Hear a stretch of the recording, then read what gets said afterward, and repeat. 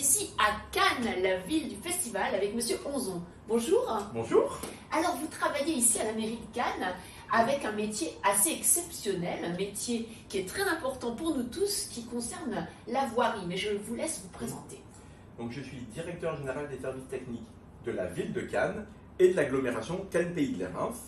Et donc, je m'occupe de tous les travaux sur les voiries, dans les bâtiments, dans les espaces verts et tous les réseaux, eau, assainissement, etc. Alors aujourd'hui, vous m'avez montré quelque chose d'assez original, unique.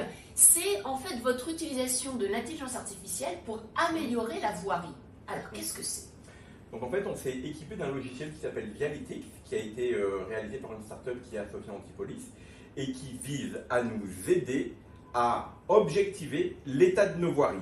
Et donc ce logiciel qu'on installe sur un téléphone portable, qu'on peut fixer dans une voiture ou sur un vélo, prend des photos tous les 4 mètres lorsqu'on avance, et ensuite le logiciel fait une cotation de l'état de la voirie. Est-ce qu'elle est fendue? Est-ce qu'il y a un nid de poule? Est-ce qu'elle est affaissée? Est-ce qu'elle est faïencée?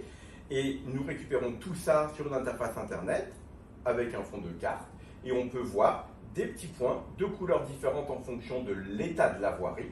Et donc ça nous permet d'objectiver les zones où il y a beaucoup de défauts de voirie, des zones où la voirie est en bon état, et ça nous permet de façon quasiment instantanément de voir une photo complète de l'état de nos 180 km de voie.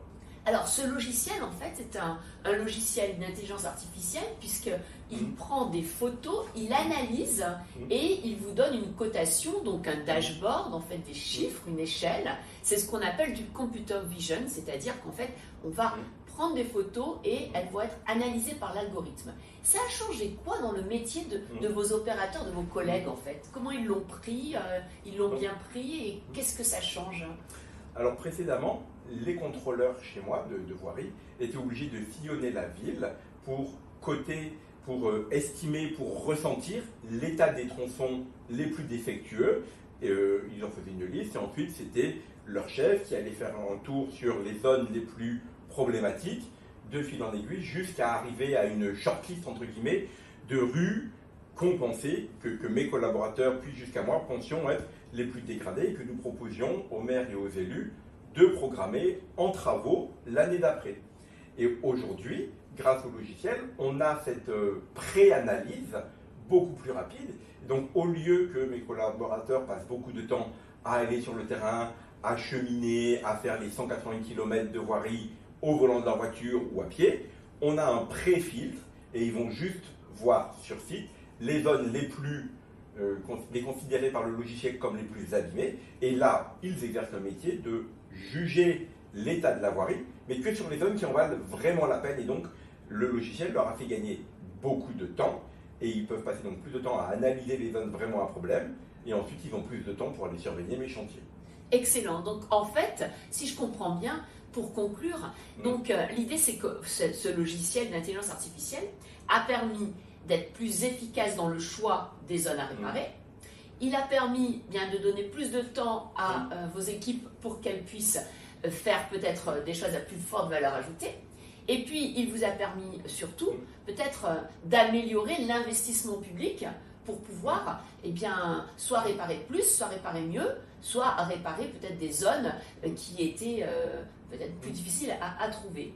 C'est exactement ça. Et d'un point de vue, juste peut-être pour finir, d'un point de vue appréhension de ce changement donc, de travail, parce que dans la fiche de poste, j'imagine qu'il y a donc des nouvelles choses, puisqu'on est plus dans une logique de supervision que dans une logique bien de repérage. Comment c'est vécu par vos collaborateurs? Est-ce qu'ils se sentent contents de faire des choses à plus forte valeur ajoutée? Est-ce qu'ils se sentent valorisés parce qu'ils sont équipés de technologies? Alors aujourd'hui, le retour il est très positif. Parce qu'en fait, il permet à mes collaborateurs de gagner du temps. C'est-à-dire que ce n'est pas vu comme quelque chose de déroutant ou quoi que ce soit. On a tous utilisé Google Street View, ce genre de choses. Quand on a tous des petits problèmes, on va voir dans Street View. Et en fait, là, ce qu'on a de mieux, c'est que la mise à jour, c'est quand eux et quand d'autres passent en voiture dans les rues qu'elle est faite, qu'il y a une cotation. Par contre, ils ne sont pas dépossédés, parce que de toutes les façons, c'est eux qui jugent. Chaque fois qu'il y a un point avec une cotation, ils peuvent cliquer, voir la photo, appréhender s'ils sont ou pas d'accord avec la cotation faite par le logiciel. Donc ça se passe très bien en termes d'appropriation du logiciel. ils apportent une plus-value, ils ne se sentent pas dépossédés, par contre ils ont gagné beaucoup de temps pour aller au résultat qui est attendu, qui est de choisir les voiries les plus abîmées pour affecter l'argent public consacré aux travaux sur les zones qui en ont le plus besoin.